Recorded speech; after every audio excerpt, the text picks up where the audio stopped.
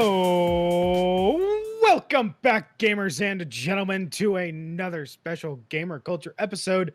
Today, we're going to be talking about all things spoopy in video games. But before we get into that, introductions are in order. My name is, as always, is Kuma, and joining me is my co-host, Kibbles. How you doing, buddy? Hello, everyone. I am in a very festive mood. It is almost Halloween. It is one of my favorite times of years, and I just love the atmosphere of it. How are you? What's your favorite part of the atmosphere of it? I've never heard anybody say, ever tell me, I love the atmosphere of Halloween. I've never heard that before. I like it. Well, I think it's the atmosphere of fall overall. I like going around seeing pumpkins everywhere. I like everything. Everything's slowly starting to die down. You were as literal as possible when you say atmosphere. Then okay, I thought you meant it more okay. I love a Halloween metaphorically. I like seeing the Halloween decorations and the kids come out all dressed up. Absolutely. Okay, yeah, that makes way more sense now. Cool. Yeah. And it's me, Tyler, who talks too much. Alrighty, and yeah, you got Tyler in the corner as always, and joining us, the network's resident master of horror, Mike. How you doing, my friend? Sorry, Mike. Good. It's my absolute favorite time of the year. Enjoying all those, horror movie marathons, gaming sessions. Yeah. Going back to work. Probably scariest thing of all right now. Oh my god. Oh, I got laid off work, so. Hey, that's spooky. I'm on a soft thing there right now. I came back from vacation. My district HR is like, yeah, you still have a cough, so you're not allowed on work premises until that's taken care of. Oh snap! That's and terrible. Then work starts calling me laughing? anyway because they're like, oh, are you coming in today? Well, no, district HR said I can't. They're like, well, you're responsible for. I'm like, call district and speak with them. And then I got a call later. They're like, yeah, you're fine. That's good. That's good. Oh man. Alrighty, well, thank you guys for being here. So like I said, we're gonna be talking about spoopy games. So horror games out there. I'm not a huge horror fan. I've made that clear a lot. I don't do well with scares. I don't like being scared. I don't like roller coasters. I don't like scary movies. Yeah, I think you told me once that Pippi Longstocking was the scariest movie you ever saw. Pippi Longstocking is a terrifying woman, and I will not brook any argument. She can lift up a house. That's terrifying. Be able to walk backwards on their hands like that. That's weird. Yeah, she can lift up a house and have her hair like that. That's a monster. She's unnatural. Oddly enough, I still don't really like horror games. Primarily because a lot of horror games like to use gore as a factor, and I'm not a big gore fan. I've seen the Saw movies, and I'll be honest, if you took the gore out of them, I'd probably really like them. So then you would like Seven. Like the story. The first Saw movie has almost no gore in it. Yeah. No, the first three are actually really good. It's like number 4. The second one, oh my god, I love Saw 2 because it is so terrible. It really was like them going from Fast and Furious 1, if Fast and Furious went from Fast and Furious 1 to Fast and Furious 7, that is essentially the leap that Saw went to with Saw 2, where the woman's being pushed Saw into 1 came the out pit full of syringes and stuff, and my favorite death ever was the guy with the keyhole. He's just looking in, he's like, oh, what is that, and it's clearly a gun, and it shoots him, and he just dies instantly. I don't know why, but it's my favorite death in all the Saw franchise. No, Saw 1, 2, and 3, it told a good story. Saw 3 got a little intense, but there was still oh no, the lag. Nope, we're losing him. But Saw 3 was the one with the cop, right? I can still watch this. I'm okay. Saw 3 was, and then 4, 5, and 6 to people dying in terrible ways. 4, 5, 6, 7, 8, new one. Yeah. There's supposed to be another one with Chris Rock. Do they have more? I thought they only went to 6. Chris it's Rock called and Spyro. Cam Jackson. I think it's called Spyro. Yeah, it's called Spiral. But yeah. It's Spiral, it's the Book of Saw. It's the Book of Saw.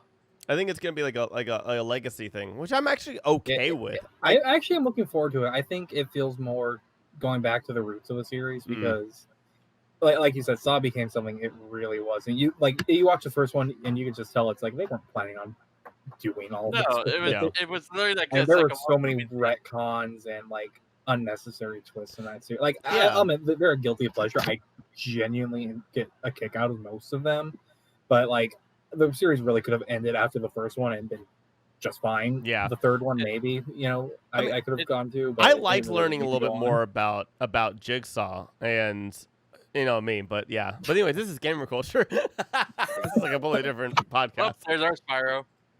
Yeah, we just spiraled into that. Go see Spiral, the Book of Saw, coming to theater soon, baby. Sponsor? No. So I mentioned all of that because horror games to me are really hit or miss whether or not I'm going to play them, but I usually like horror games more because you actually have a sense of agency over what's going on. And to me that makes it a bit better. Your face was stuck and you look like Jack Nicholson and it was amazing. I just wanted to let you know. That was pretty good. You're like, yes. No. Anyway. What happened? Nothing. I will say, like, I agree with you. That I think a lot of horror games do focus way too much on gore as opposed to just good storytelling and use of fear. Where I would say that, like, some of the ones that I want to bring to the party are Silent Hill and Outlast, and I would say are pretty much the pioneers right now and also Amnesia. I think Amnesia gets kind of lost a little too much into the into some poor quality puzzles, especially with the sequels, because I played, or the sequel, I would say, and the add-on. I am looking forward to the third one, like, absolutely. But I would say the second one definitely was like a massive dip. In defense of Amnesia and Frictional Games, A Machine for Pigs, which was the second Amnesia game, that was the Chinese room. That had nothing to do with them. That was the people that made Dear Esther, which is why it kind of sucked. I actually did not even know that. Huh.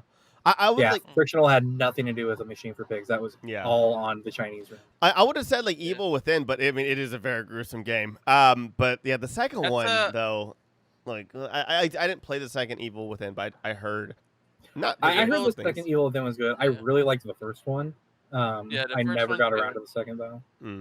So Sean, I guess with the gore aspect of it, what is it with gore and you that don't really agree with when it comes to games? Because I understand movies a lot more so, but like with games, gore goes on a completely different realm, I feel like, and there's so much variety. So I mean, so let's see if I can get through a thought without my connection dropping. I've never been a fan of like unnecessary death in anything. As a kid, like I always had a hard. I mean, don't get me wrong, I enjoy the movie, but I always had a hard time watching Jurassic Park because there are a lot of deaths in that movie where I'm just like, that person didn't need to die. Like, why is that person getting killed? And like, really, in any movie, like, and anytime that there's like a death where it's like that was unnecessary, that's just there for shock value. I've never. It's always like kind of messed with my head a little bit. Especially just like sometimes it's just gross. Like it's just gross. Like in Saw, like I said, I like Saw 3. The scene with the dude on the cross that's like slowly twists his limbs. I'm like, great idea, gross, fucking gross. Yeah. I agree. Which is funny because I love God of War. I loved the kills in God of War. God of War 3, whenever you kill a centaur by like disemboweling it, fucking awesome. But for some maybe it's because in that game, like you are essentially the force that's doing all this, whereas in a horror game you're fleeing from it and trying to not have that happen to you. That's probably the harder part, is whether or not you have the agency over it or not. Okay. I agree with him on that part. Because there's games I don't like Outlast is one of them. I played through it actually once with a friend. It's a good game. It's an enjoyable game, but like Sean says, there are aspects where it's like you don't really need that kind of gore into it. Like there's a scene in there where you are, spoilers for anyone who hasn't played the game. But it's you're strapped down in like a wheelchair, held by a crazy doctor, and then it shows you the crazy doctor cutting your character's fingers, like one or two of his fingers off. I'm like, oh, I don't. Oh yeah, you kind of don't need that. Yeah. I that's the weird thing with Outlast, because I feel like Outlast is more. I mean, I get that's in there for shock value and like, Yeah. oh god, but still, it's Yeah. it's the thriller aspect of it where I think that's where it works with Outlast. Like I would yes, there's a lot of like gore and gruesomeness in it, but I don't think like I would say the new Resident Evil games are the ones that are extremely gory, where you're seeing like completely messed up, disfigured humans who are clearly like in a shit ton of pain and are mangled, and there's a lot of things exploding at you. You know, like big growths that will have a human face on it and stuff like that. Like that stuff to me is that's the gruesome where I'm not very okay with. Where Outlast, maybe it's because I love the psychological horror and thrillerness of it. It works for me so well because these are I'm experiencing something in Outlast that actually could happen, and it's really really terrifying within reason because there's kind of superhuman strength in a lot of it. But if you get my kind of gist, though, it's weird and terrifying and satisfying at the same time. Yeah, no, I understand. Like, again, it's a good game. I enjoy the game. It's just not something I will play on my own. Again, I had to play with the friend with me, but I'm not going to go out and look for a game like that. Really. Okay. But I do respect it. And I do agree. Like, that's what they're going for. That's fine, and it's an enjoyable game. It's just probably not going to be one I'm going to go look out for. Makes sense. Yeah. What about you, Mike? What do you think? Outlast, I played through it once years back. I have it on the PS4, and I really liked it. I never been really squeamish myself. I feel growing up, internet in the 90s, I've been very desensitized. I grew up watching horror movies and all that. Like, I mean, God, I mean, I go to Scary Farm every year except for this year. There you go. And I mean, you're literally walking through, you know, scenes that would put anything you'd see in like Outlast or Resident Evil to shame. Like, there's some gruesome stuff, and you're seeing something. You're seeing something be like really horrible happening in the game, and you're just like, "Oh, this is." I was like, "Oh yeah, that's right. I'm supposed to be scared right now." Like, I get something very different out of a lot of horror games. It takes. I think the last horror game that really had me feeling a little unsettled was probably PT. Oh God, PT was perfect. I'm so upset with Silent Hills. God. Yeah. I really like, between it being Kojima and Del Toro and Junji Ito working on that would have been a masterpiece. Such a perfect game, and Konami gonna Konami. It would have been such a love letter. I feel like just to horror in general, where like I feel like that's what Resident Evil has kind of gotten to, and because even though I won't play them, I've watched a lot of playthroughs of it, and it's fascinating and I love it. But I loved Resident Evil 7. Like, Resident Evil lost its way for so long, and then 7 came out, and you're like, when did you guys learn? Like, even I know 4 is really popular. I don't think 4 is a bad game, but it was definitely more of an action game. It was a push in the wrong direction for the series, and they really carried that over with 5 with the forced co-op, and then I mean, what the heck was Resident Evil 6? Wasn't Resident Evil 4 like the one that ended with like a guy that looked like a gigantic Napoleon or something like that? Yeah. It was like so. He was weird. like Spanish Napoleon. I was just like, all right, we're doing this now. Yeah. I remember playing that on Wii, and I hated using the Wiimote and everything, and I'm just like, oh god. I need to make controller. 7 was a big step back in the right direction for the series, and then what we've seen of 8 so far has me really, really excited. Oh god, yeah. 8 looks very good. I kind of like games that are a little bit subtle in horror, if you kind of understand what I'm saying. Yeah, I think I think you're talking about like Silent Hill, where everything happens in a room. A lot of it is like I would say I think my favorite scare of any game. And I think, Sean, you and I have talked about this before. It was from one of the worst installments of Silent Hill. It was called Downpour. And there's a part of it where you walk into a house.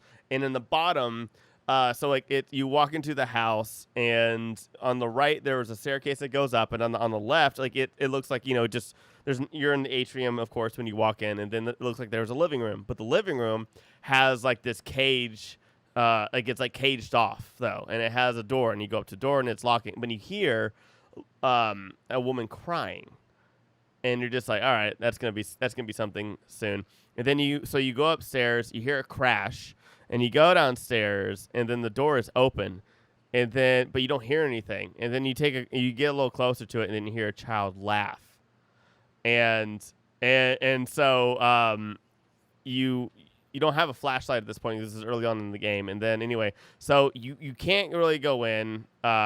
Or I can't remember if it was like an automatic die or anything like that. But anyway, so you go back with the flashlight, and you just shine it in there, and this chair just smashes against the wall, and then a ball bounces towards you, and then you see a shadow, and then that's it, and then you get the next clue. But you have to go back to this house later on. Nothing scarier than children, man. It's so cool, but like that, like that. There's no monster. There's no nothing. It's just that, and it's so great, and it's so effective. I'll say, as someone who's never played the games, like, I always found the concept of Silent Hill fascinating, just because the idea of like, oh, the monsters are manifestations of imperfections in their psyche. Like, I no need to explain it, but just the idea of the monster called the, oh god, what was it, the Pyramid Head? Abstract Daddy, Abstract Father. Okay. Which was a manifestation of abuse, and it looks like two writhing figures on a bed that's trying to kill you. Yeah. And you're just like, all the monsters that, like, how they're like, oh, this monster represents this, and this is how we chose to design and manifest it. I'm like, that is fucking brilliant. I'm going nowhere near it, but that's really cool. Oh yeah, the Silent Hill's a brilliant series. Like, there's so much depth to it, and just the way they play on those themes of guilt or sin or all those suppressed feelings. I feel you actually learn a lot more alive. about yourself too, your psyche, when you play those games. It hits you in certain aspects of it, and they do use with the good ones. The main characters are very relatable and have very human feelings. So then when they see things or experience stuff, or things are more and more explained, it really kind of triggers you, because again, there already are mostly relatable characters. And so when you see, especially Silent Hill 2, which is why the ending is such a mindfuck for people, is because you really, one thing, care about the characters and care about what's happening, and the twists I'm not going to say, because you should absolutely play this game. I don't care if you emulate it or whatever. It's play Silent Hill 2. It has a whole thing of where you get invested and you see yourself so much into several characters, and then when answers are answered or a twist happens, it really hits you personally, and I love that. The thing that usually gets me through a horror game is when the horror is more of a sense of dread or urgency than it is of, gross gore, or a particular, just a bunch of jump scares or stuff like that. Yeah. Mike, you brought up that you just started playing Little Nightmares, which is a game I streamed years ago, and I've replayed several times. I love Little Nightmares. Some people might argue it's not much of a horror game, but to me, it's almost my perfect horror game, because at no point are there, maybe there's like a spook here and there, but there's never a sense of like, quick jump scare. It's always like, oh, that's terrifying, and I don't want it to see me, so how do I get around? And then, I'm Mike, I don't know how far you are in the game, but there's eventually I'm in the kitchen. Okay, so you are in the kitchens. So once you get to the kitchens and you're seeing what the cooks are doing in the background, and you're like, I'm perfectly safe. They don't see me. I'm up on a ledge just trying to get around, but I still have to watch them cutting up chunks of meat with their weird face masks, or just the terrifying shit that's going on in the background. Yeah. And it's environmental storytelling. You're just like, what the fuck is happening here? Yeah. Oh, the atmosphere, that's the what I mood love. of that game is so just palpable. Like, it is fantastic. Like you say, it never feels outwardly scary. Like, it's not trying to scare you, but it's definitely trying to leave you unsettled and just kind of just have that feeling of like just there's something wrong going on. You don't want to be involved in it. You just want to get out. It lingers, and it's really well done. Like the very minimal use of music. It's mostly ambient sounds. Yeah. Just like the little noises that the chefs or like the janitor guy that they make when they do happen to spot you. It's just it all plays really well together. Yeah, there's one game I play around this time. It's like it's like a Japanese game, but it falls on the under like I don't say it's really not that scary, but it's interesting. It's called Deathmark. Has anyone heard of it? I thought I you were going to say Fatal Frame. got that on my Switch. I haven't played super far into it, but I am really enjoying what I have played of it. Yeah, because it's like I also like it because it's basically you're like a man who like wakes up one day and he has like a mysterious mark on like his arm, and that basically is like a curse symbol of you will die to a ghost or something like that. And it takes you through a bunch of like these little stories where you meet other people with these marks, and they're like the old Japanese stories. Like there's one where it's like they start off with rumors. Like, have you heard the rumor of the lady that grants wishes? And like, if you go to this booth at like midnight or something, and you stood there, you'll hear the phone ring, and then she'll ask you, "What do you like?" It's like those kind of stories, but then it dives into the background of like what is actually causing this, and like it'll turn out like, oh, the lady in white is like the spirit of like a lady that was about to get married, but then she got kidnapped by like a bunch of biker gangs, and they killed her, and now her spirit is like haunts everything looking for her love or stuff like that. Oh wow. But it's like it's an interesting game. It's like a bunch of like those Sounds mini very stories that Japanese. like yeah. There's I don't know. It's like you go ahead.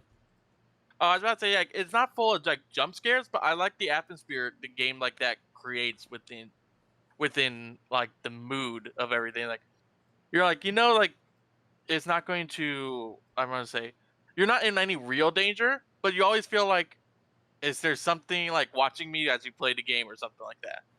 Yeah, it's mostly presented as like almost like a visual novel, and it does a lot with that format. Like for the format it's using, it actually manages to do quite a bit as far as the like I said, like the atmosphere or like the scares it does use. I know like I haven't gone super. I'm towards the beginning of that, like in the school. Like I think that's like the first ghost story you're investigating, and there were a couple of moments where like just you'll see something like out of the corner, like in like out a window or something that it's just there for an instant and it's gone. Like just little things like that. They really do. They're quite effective. Yeah, and then you feel sorry because a lot of the ghosts are like victims to like other people's stuff. So like at the same time you also feel like sorry for them. Like like there's like an innocent person and now they're stuck like this. It's very sad. There are a lot of other games that make you feel stuck and a little bit not disoriented. Actually, yeah, disoriented. I think that's actually a fantastic word for it. Eternal Darkness, Sanity's Requiem. I couldn't remember the colon, but yeah, that one.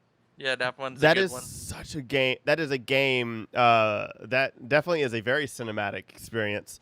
I remember playing it on the GameCube, and I still have it on my game. And I actually, man, we should actually, yeah, we need to do that for our Let's Plays for next year. Yeah. But That one's play through our Eternal. It is a great game. That one's a very good one because they do stuff in there that you may think that's like actually happening. Like you think it actually like what's the point? Like it's like one thing where like you think your game has crashed and you hit the power button. Not only that, but like the volume thing will pop up on your screen. Like even though everybody had a different like TV at the time, but some of the effects definitely worked better if you were playing on a CRT back in the day. Yeah, if you're playing on old TV, it will work. I don't think it will be that effective if you're playing on like a computer or something nowadays. Yeah, absolutely.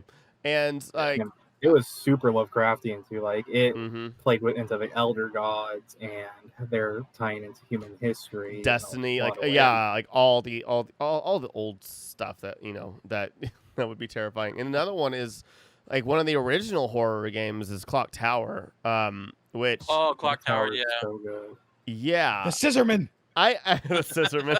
I really want them to remake it. I think that that'd be a fascinating thing to actually to play because there's another. That'd be a weird one because that's an old school point and click. And if they were going to remake it, they'd either have to make the choice: do we make it a point and click, or do we make it more of a 3D adventure? And you'd piss people off either way. I mean, I wouldn't. Yeah, I The wouldn't. newer Clock Tower games were pretty good too. Yeah, I thought there was a newer one, but I think I'm imagining it now that I'm thinking about it. I want to say there's been 3 of them. I know there was one where there was just like I think there's one 3. monster that like uses acid or something like that. That's really.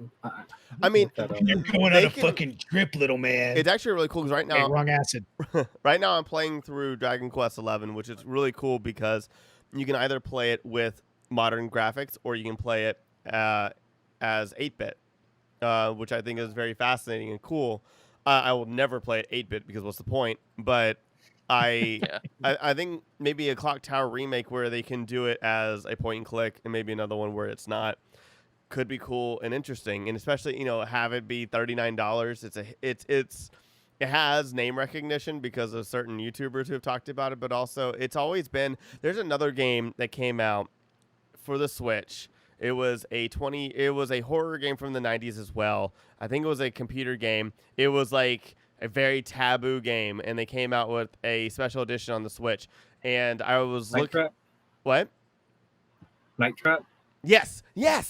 That Night game. Trap, yeah, that game is going for $120 now on Amazon, and it's not even 2 years old. Like the remake Celebration Edition. These things do make money, and they're because they sold out, and they sold out, and they didn't make more.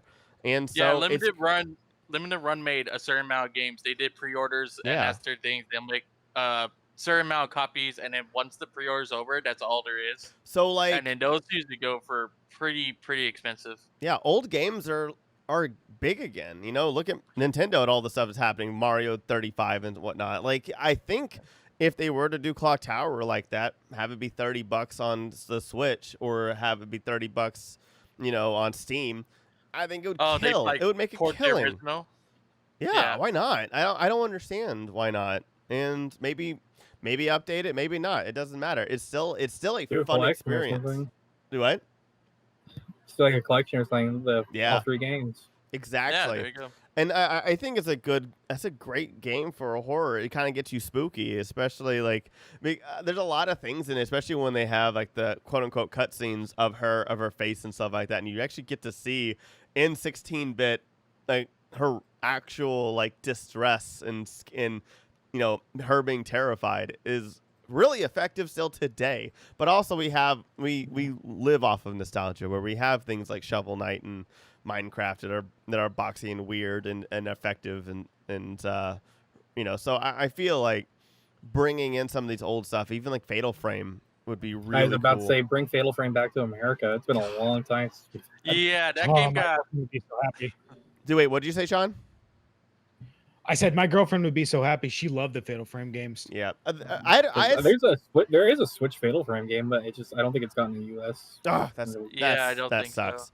I think it's because there's one game that the US really didn't like. It was I think it was only the Japanese version where the main character, they put him in lingerie, and like Nintendo, like US was like, no, you can't have that. Well, I mean, they always censor games. I mean, that happens all the time. Hell, that happens in Final Fantasy.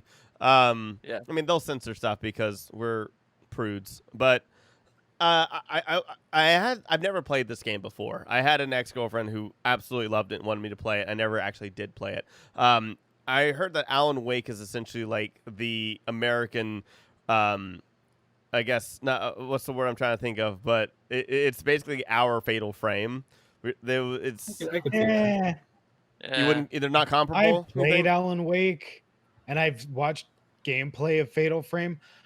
Maybe elements of it, but I get. I've only where played they're Fatal coming Frame from 2. on it. Yeah, like Fatal Frame is definitely scarier in a sense of like you're in a lot of enclosed areas, whereas Alan Wake, much of the game happens outside or in wide open areas. Yeah, that's true. Yeah, the gameplay I saw of Fatal Frame. Yeah, I think that's what freaks me out is you're really close. Like you can't. It's like the old Resident Evil games where like you're in like a hallway, a very narrow one, and there's something right in front of you, and there's like nowhere to run but to go back. Okay. There's and it's funny too. Let me ask you guys this. Oh, yeah. Let me ask you something. What do you think was the impetus for a lot of the return to form for horror games? Because for a long time it seemed that horror games are going down the path of instead of making this a unsurvivable situation, let's give the main character a gun. Oh, I was actually just about to bring this up we saw too. that with Dead Space. That's We saw that with Resident Evil and Fear. Yeah, we I saw love that Space, for the with record. I was just about. you could argue say that. BioShock was kind of like an FPS with horror elements. It had very But heavy there were- horror elements. It was not There a comfortable game. Yeah, so Yeah. I was just about to ask this. So there was a long time where a lot of horror games were definitely moving down the path of FPS with monsters. Mhm. And then Mhm. something happened where they suddenly realized, you know what? People actually like not being in full control of the situation anymore. Do you guys, what is your preference? Do you like not having full control? Or do you like it when you're like, yeah, the monster might fuck me up if it gets close, but I can fuck it up if it stays far away. Just make ammo limited, right? That's how you make games spoopy. In all honesty, if you see the monster a lot, I feel like if it's I feel like having some ability to defend yourself to run away if it is a visible physical creature, not if it's something that's abstract or something that you don't really see very often. Like I would say even with Alien, the xenomorph is not seen very often. You only see it whenever it's close to you and then it's gone. You have no idea where it is. It's more Alien Isolation. Yeah, that's what I meant. Yeah, like the Alien Isolation thing is what I meant. Sorry. But like you see it, it'll be there and then it's just gone.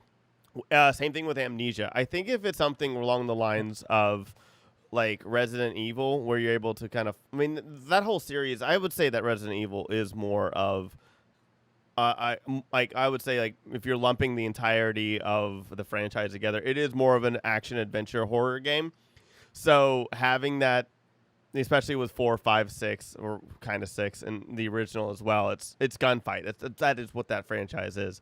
I do prefer the psychological one of where you're hiding, but if it's a physical thing that's happening, I think you should be able to punch it and run away, but you have to do certain things, like if it's a cutscene where it's where you press buttons and stuff like that. What are those called? Those are called Quick time events. Yeah. Yes. QTEs. Yeah. Quick time. Yes. I think those are usually fine, but if it's a scary game where it's like Silent Hill, where it does have physical stuff, but also paranormal stuff as well, where you're hiding from, Fatal Frame is paranormal. Hiding. I like survival, I would say, is mostly. Yeah. I think Five Nights at Freddy's as well. It's cool and a great thing where you just are stuck and it's all about conservation.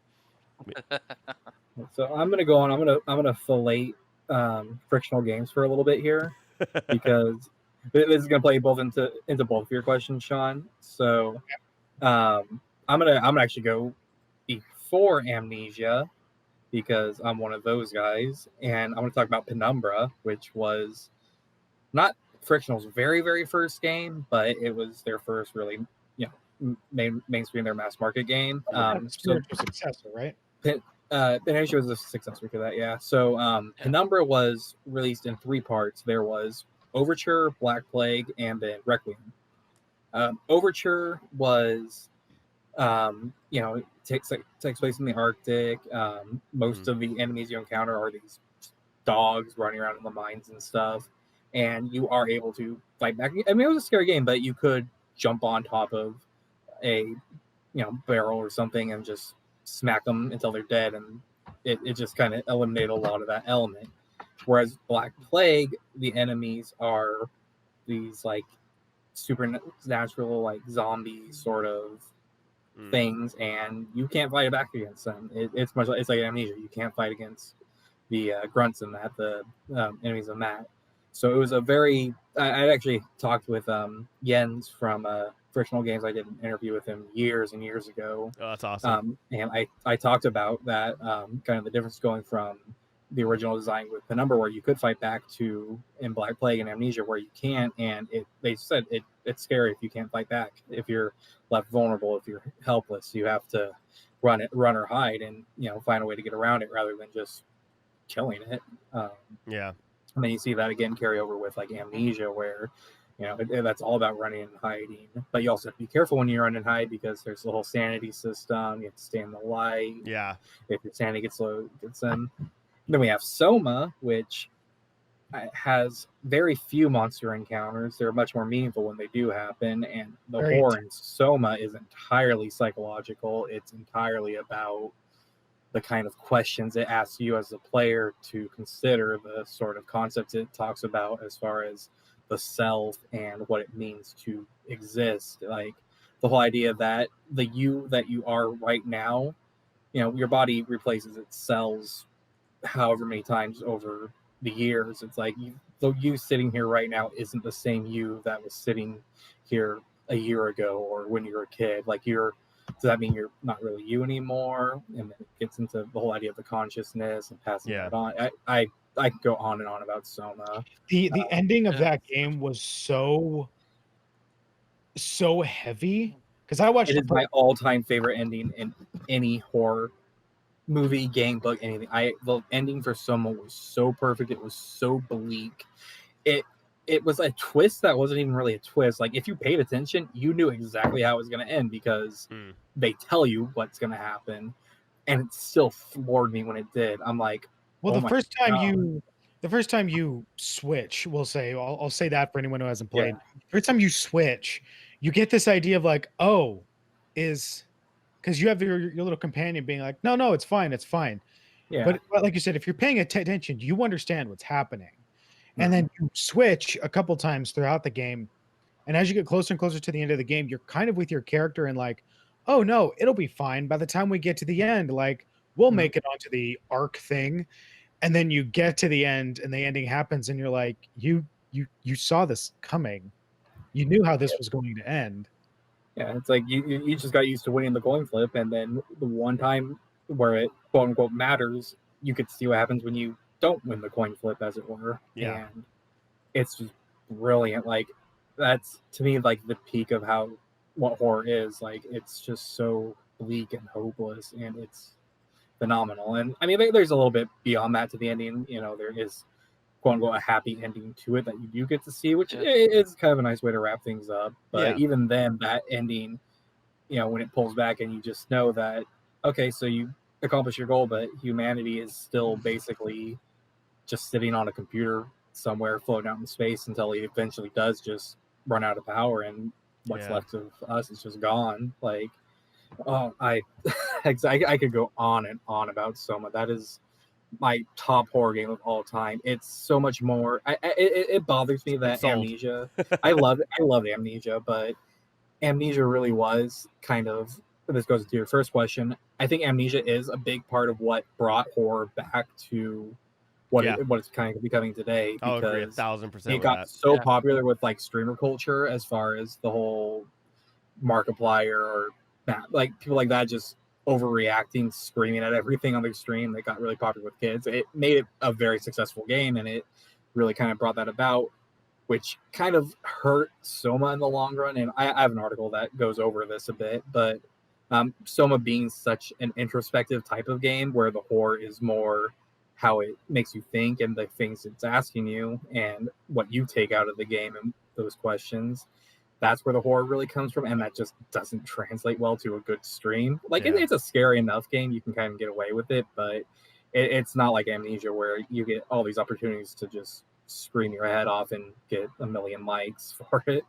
Well, and I love that you brought up like the streamer culture, like what that did for games, because I'm also going to throw Five Nights at Freddy's on the pile. Yeah, because that did the same thing. Absolutely. I think that did the same thing that Amnesia did, showing that people like when you basically don't have any power. I mean, the most you can do in most Five Nights at Freddy's game is stop the monster from getting to you or lock them down.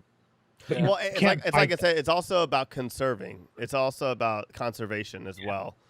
Conservation. And then the whole fact is throughout the night, you're losing power, which I think is a very good metaphor for the whole thing. Is it's the loss of power over time Yep. to the Yeah. monsters. And Absolutely. yeah, no, I love the Fast Fry series. Like it's had its missteps, and I don't like the direction the series is now. I mentioned this the last podcast we did, but I do think overall it is a good horror series. It's a great introductory horror series, especially for kids. Yeah. And you know, I would say, it was a big factor in where things have gone since then. Absolutely. yeah, I'm about to say, I have my own views with Sean's earlier question on whether you feel powerful or not. I have to agree with Tyler on this, where I'm perfectly fine where if you're playing a game, you have a gun, but then there's sometimes you don't and you have to go hide. For me, I think one of these is like the game called Cthulhu, where it's Hmm. you have a gun in the game and you use it on regular beings, but there is a point where you meet a monster that you see, I think, like twice, maybe three times in the game. But it's essentially is a Lovecraftian monster that lives in like an alternate painting world, and you try to shoot it the first time, and you realize, oh, my guns have no effect on this monster, and then your only option is to run around and hide Yeah. and try to figure out how am I going to stop this creature from killing me in the end.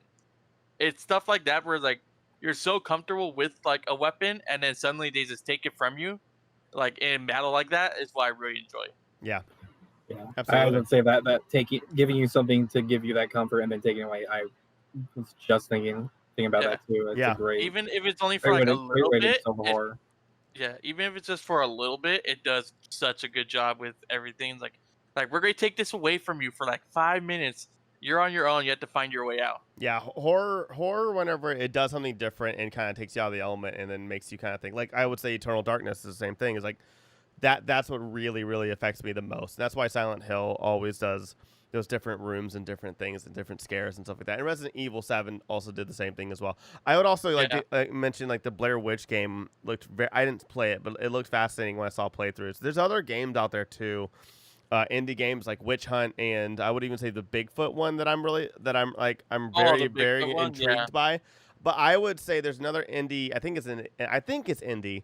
There's another game where I would say it's kind of like that movie Midsummer, where it's the first horror movie that's in like all brightness, like where it's the Midsommar opposite. was such a good movie. I Yeah. love Midsommar. But it's Yeah. I want to compare it to like what Midsummer does for horror was what it's anyways the game is We Happy Few or is it We Happy Few or We Be Happy happy few. Yeah, that game is like the most to me terrifying because not only is it like this dystopia of where everything is it's like 1984 the game kind of, but with like other horror elements of it, societal horror and but yeah, I think We Happy Few is one of those games where it's completely different and you feel powerless because you are powerless. Like everything's taken away from you. And so Which that one's We Happy Few? I'm not familiar. it's the That's one. the one where it's like in Britain where everyone has to be happy, so they take happy pills. Oh, that one. Okay, I know Yeah. which one you're talking about. I'm thinking of a different game. I'm thinking of Terrifying.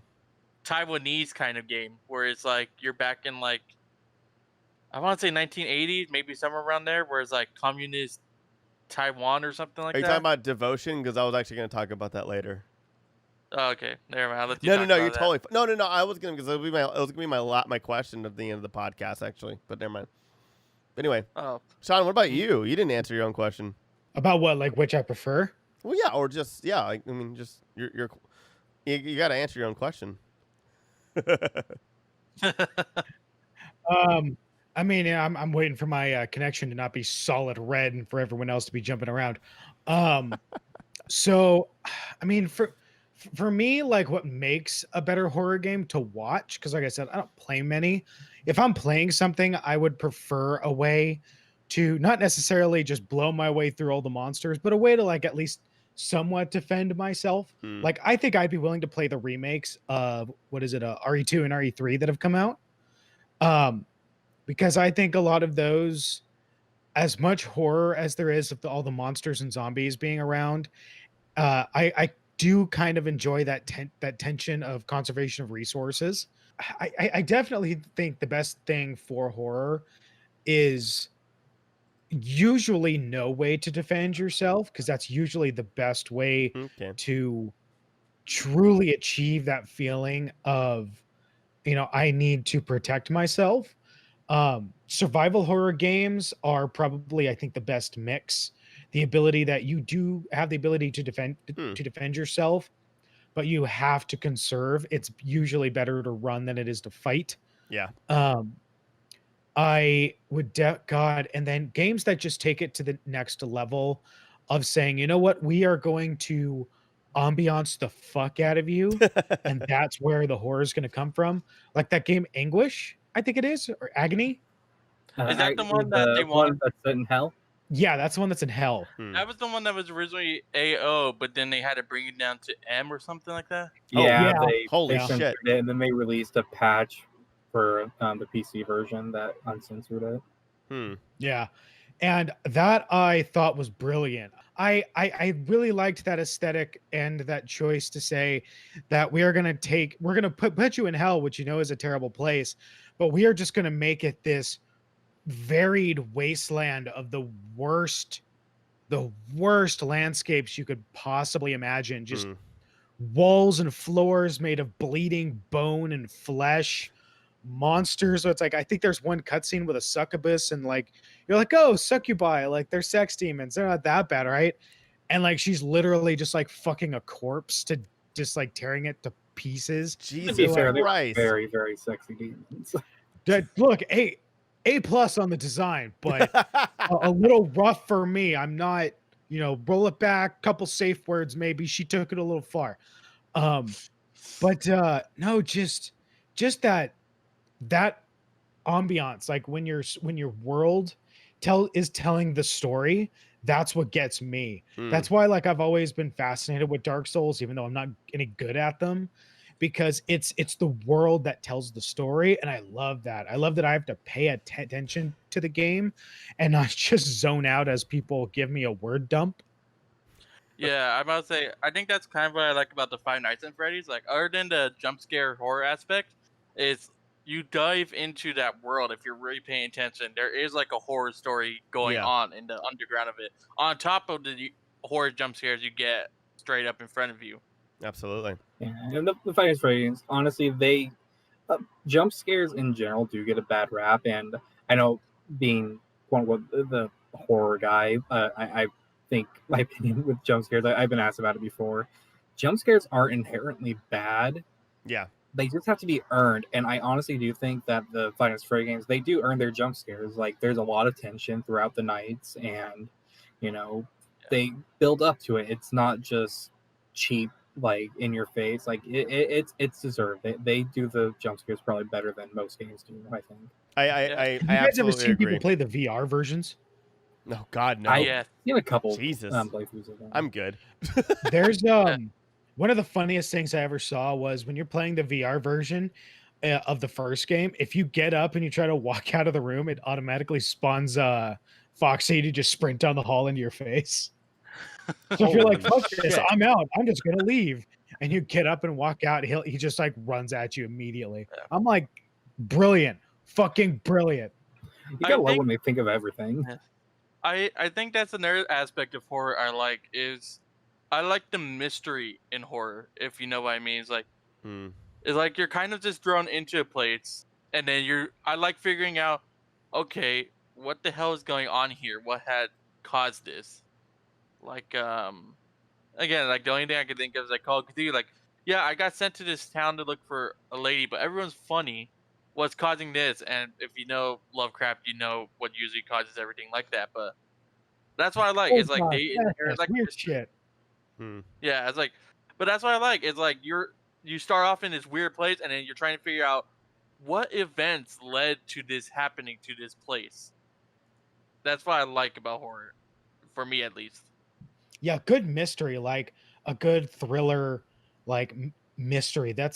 I was talking to my girlfriend about some horror stuff, and how, for me, like with horror movies, like we were talking about Saw, about if you stripped away a lot of the really over the top gore, like once you start getting into parts of 2 and definitely parts of 3, and then everything after 3, if you stripped all that away, you actually have a really good, like, thriller, like mystery thriller, Yeah. about this guy who's been slighted and how the world just fucked him, and everything he's doing now is he's he's a killer, yes, but he's more of a punisher than he is a destroyer.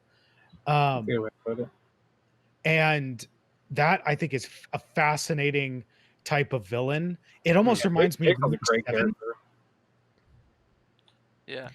But yeah, that just that idea of like when there's a good mystery to be solved and not just who's the killer? How do we get away? Oh no, he's putting a dagger in my stomach and ripping it up to my navel. Um it's when there's actually something to try and solve and pay attention to. That's when I really can enjoy a movie more. I think there's That's one cool. Yeah. there's an old movie called The Uninvited, not the more recent ones. It's an old black and white movie about a woman who dies in this old house, and they have to they're like trying to figure out, what all this haunting is. It's fascinating. Yeah. No, I mean that's again. I bring you up to the game Deathmark. Is basically like I said, your main thing is to put like ghosts to rest, but in order to do that, you have to figure out what had happened to these ghosts, what led Mm. to the hauntings and everything like that. And then I think I'm doing the same. I'm watching. Was it a haunting on House Hill Hill House. or Oh Hill yeah, House. Hill yeah. House? Yeah, I'm watching Hill House with a bunch of friends. We're like 3 episodes in, but I'm already like curious, like what the hell's going on here? Like, why is this house like? Obviously, we know Yeah. the house is haunted, but why is it haunted? I'm the and everything like minority. that. I'm not a big So fan of the good. series, but that's just me. You might like Bly Manor a bit more. I thought Hill House That's- was much better, but Bly Manor was good. Is Bly it Manor by was the actually same more of a person? love. Yes, Well, it it's- is they're treating the series as an anthology, Yeah. and this is the next one. This one is Okay. much more a love story than it is a Yeah. ghost story. But Okay. it was good. It was very different. They're very different because Yeah. one thing, Haunting in Hill House is based on a book where Bly Manor is. They both are. Hill House was, of course, Oh, yeah. based on Haunted House, and then the Haunting Bly Manor is based on the Turn of the Screw. Oh, okay, but not by the same writer, is it? Are they? No, different writers. That's what I thought. I think Alright. I think another game though. There's a lot of other games that have kind of come over the years. Like there's one I think it's called like SCP, the one where you couldn't blink and was like very indie. That takes place. That states from the SCP wiki, yeah, which was started by something awful, and it's. Yeah. and I like, mean, SCP is night and day different. I do prefer old SCP to Yeah. what it's become now. A lot of see, it- I don't a lot even of it know is where it that- became. I just knew that one game and played it and was terrified. And then we also have the Slender Man games as well, like that are very prominent, honestly, like memes and just in the gaming world. Like Slender, the 7 pages is such a big game that brought people a big one. to That was Yeah, a big that- one because but- they but turned it- it into a movie. yeah, but like that. Yeah, that well, was a creepy boss to go. Yeah. Went out Which there was and did hot his thing. garbage, by the way. yeah, But but yes, like the movie was Oh, terrible. I know the movie's crap But garbage. I had to go. I will say guess. I will say that Amnesia, Five Nights at Freddy's, and Slender Man are honestly the 3 biggest things that happen with horror games to get awareness, and I think I would say that they are the 3 major players as to why Resident Evil went the route it did. I will honestly say that. I think so. I can see that. I think with- Outlast may have had a little bit of say in it too, but That's true. I would say Yeah, those are definitely the and- big 3. And I think PT obviously was but that's also from a major studio. I'm not going to count that. Like the existence of PT, of course, was going to hit hard because it was from Konami. I don't think it was influential. I think it was more of just like, hey, look what Konami just made and fucked up. Everybody's going to emulate this now. Like I'm not going to give it the credit that we all know it already has. But like there's another game called like Layers of Fear that's out there that I've watched some gameplay of and it looks awesome. Well, my question to you guys, and I don't know if Sean wants to end it after this, but what is a horror game that you want to play more than anything? And mine is going to be Devotion, which is what we were talking about earlier, that Taiwanese game that got banned because it mocks the president or prime minister or whatever they have there, whoever their leader is. There is a small asset in the game that you can see in one small part of it where it's very anti the political leader, and they had to take down the game completely, and it is no longer available. You cannot buy it. You cannot have anything. and it is such a shame because all the let's plays and everything I've watched of it is a gorgeous, horrifying game that I want to experience, and I That's the won't be game able where to you now. played the girl walking around the school, right? No, you're going through. Oh, I'm thinking of a different game that's like No, communism and everything. yeah, Devotion maybe. was a Korean game that got taken down and is no longer available because of, unfortunately, making it insults a political figure. So, It's my hey, phone. I awesome. get. But anyways, what about you I guys like it. though? What is a horror game that you guys would love to play? I'm trying to think which one. No, I mean, I can't- Amnesia Rebirth comes out in Yeah. less than a week, so I mean There you go. that's kind of it for me. I would love, maybe not something that is already out, but like a remaster of the original Dead Space. I'd love to play. Maybe port it for the Switch or something as well. Yeah. because I I'm love about- Dead Space. I don't know if you would count it as horror or like an action horror. I would like to play The Sinking City. I love the Lovecraft world and everything, and I got bummed when they took it off digital. It is that was- relisted, I believe. They relisted it. They got it fixed. Yeah, I believe it was. I think it was a mistake that it was pulled. They had said it should be relisted, and then the physical version is still available as well. That's Yeah, cool. I- I I've do been want meaning to actually to play play. I that do as want to well. play that because I do love Lovecraft and I love that kind of world. And I mean, his things are like it delves into the unknown, and that's why I like the Yeah. horror that like into unknown. You can't do anything about it. You just have to accept your fate and everything that goes along with it. Yeah. If you like those games, you might want to check out Vampire as well. Oh, Vampire, I think I have that that. looks so I have much that fun. game. You mean this one? Yes, great game. I have it. Yeah, I got partway through it. I need to get back to it. that's awesome. Sean, what about you? I mean, I'm excited for Little Nightmares 2. I totally forgot about that. Yeah, that was actually part of Oh, why I ended crap, up I buying forgot this. that I'm like, that's coming out soon, isn't it? I've never played the DLC, and that's something I don't know how integral it is to playing the sequel. You played the mobile game? No, I didn't know there was a mobile game. Yeah, I think there's a mobile game. It's by the same exact thing. That's like, I think it serves as the prequel to Little Nightmares. Yeah, I know the DLC for the game is supposed to take place like before and during. Yeah, I think the mobile is even before that. I can't remember what the name of it's called. Oh, mobile games. Oh, I won't play them. I have zero games on my phone. But anyways, yeah, that's it. Oh, I Same played here. a couple decent mobile games. Wayward Souls is pretty fun. I don't put them on my phone because when I'm on my phone, I'm working. like, Yeah. and I also don't have I don't have I- unlimited data too, so that also puts a damper on it. I Yeah. wish I had the balls to play Resident Evil 7, just because watching people play it, I'm like, you know what? If I had an ounce of courage to my name, this is something I'd probably enjoy. Yeah, That's it. But- I would play that, but I that's need it. to have people. I need We to have people with me. We need to get VR, and we need to get you to play it. I'm just Oh, kidding. I'm not playing VR. I'm Fuck just- that. I'm- If you're gonna go all the way, you might as well get the blood candle they did for it. Oh Jesus. The blood scented candle. Oh man. Jesus Christ. Yeah, no, I can't do games like that. I No, need to have like another Nightmares person. 2, that's what I'm looking forward to. Yeah, well, I'm looking forward to that too. But I remember the trailer looked really good. They did confirm that that's not actually going to be a co-op though. You have the two characters, but it's not cooperative. Yeah. That sucks. That's kind of fine.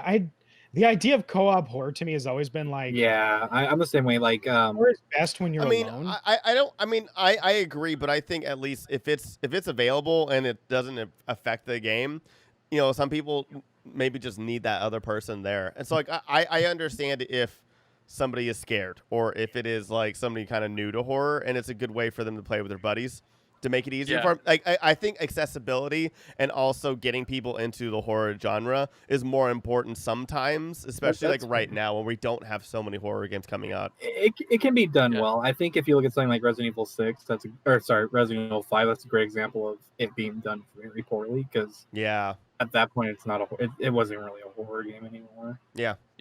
It was riding that At that point, coattail Left 4 of Dead. Resident Evil 4. Left for Dead is something very Left different. 4 Dead's just scary because you got 1,000 enemies attacking you at once. But But y'all, what about Black Ops Zombies? I'm just joking. Yeah. Alrighty. That game's terrifying because you end up playing with a 12-year-old. Yeah, it's That's also true. it's terrifying That because you played 12-year-old better than Yeah, you. and then you realize the 12-year-old's better than you. Yeah. and he I would fucked keep your playing with my mom. brother. Yeah. In my case, he keeps telling me he fucked my dad. Oh God. Anyone else got anything else that they want to like throw on the pile? Like, is there a game that you really wanted to highlight?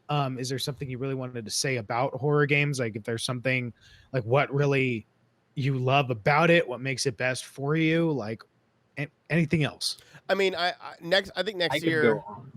Yeah, I think next year of GGG, I think one thing we need to do is definitely do our extra live stream again of horror games. I think that Yeah. like I know with GGG we've been doing a whole month of horror on all the podcasts. So if you're not listening to all of our podcasts, like we have a bunch of horror stuff that's coming out, Halloween themed Yeah. stuff.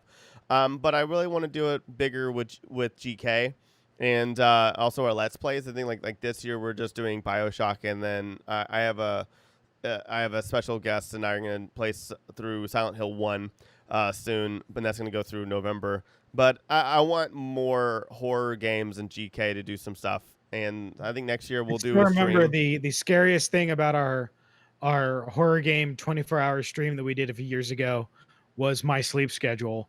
Yeah. Because I came over to your house, we did Outlast until I think like 2. God, what was it? 2? No, it was later than that.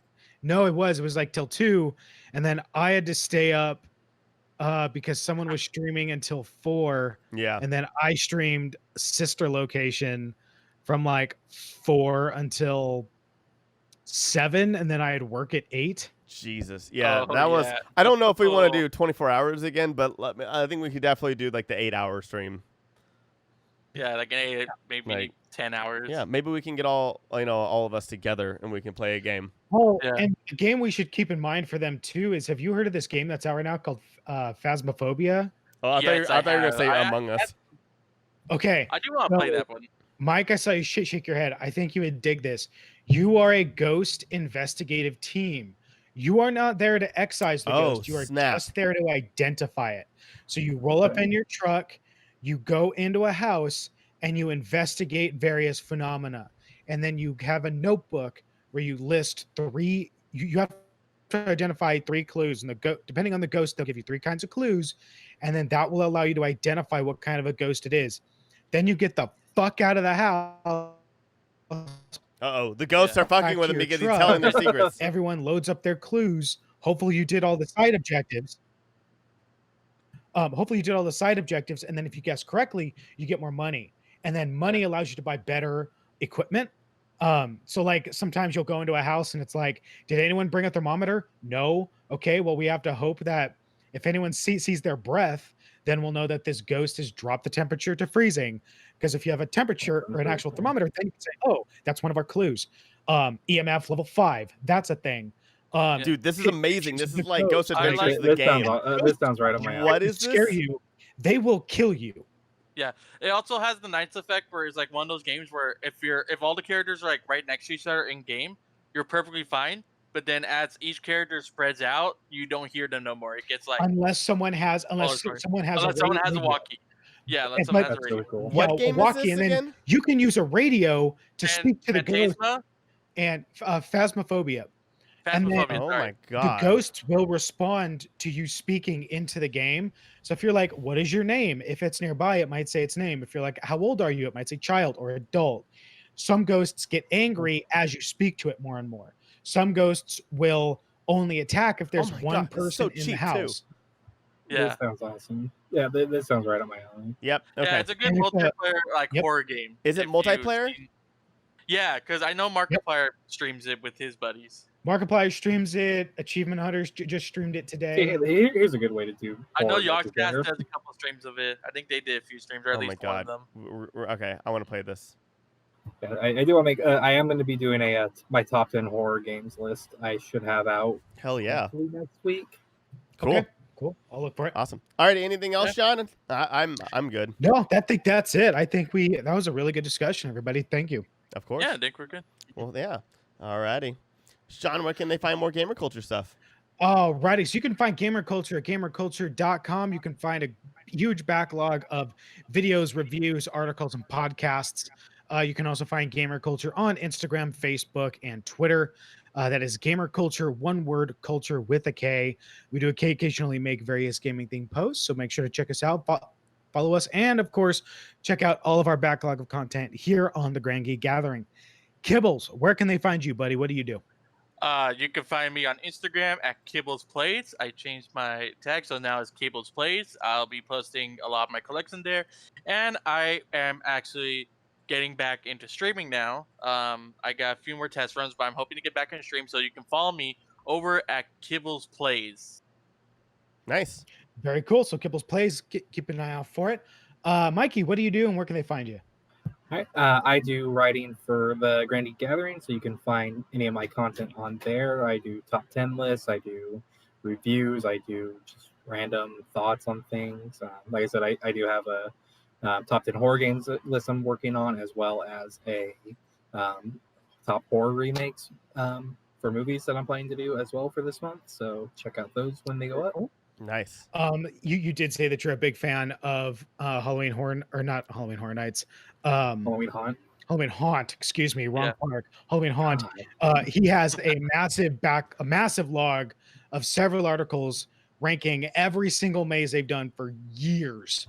Yeah, So for if you're almost 20 years worth of mazes. That's amazing. yes, it's a It would huge have been list. funny if not I for this year. think We should Who was we it should share it again on that social shared media. it, like one of the designers of the mazes. Yeah, it was I believe it was Daniel Miller had shared it. I think Daniel Miller and maybe John Cook shared it as well, or at least commented on it. Yeah, that was and they're big designers within the haunt community that they Yeah. actually did mazes for knots. That's amazing. so definitely check that out. And Tyler, over to you. Take us out, buddy. All right, thanks for listening in. You can check out all of our shows and offerings on thegrandgeekgathering.com, or you can follow us on all the social medias on Facebook, Twitter, Instagram, all the things. All of our podcasts are available on all podcast apps. You can also watch this show on YouTube, us live and pretty. And have a wonderful week. And GGG, wear a mask, especially on And stay Halloween. cool. Bye. And oh, that's right. And And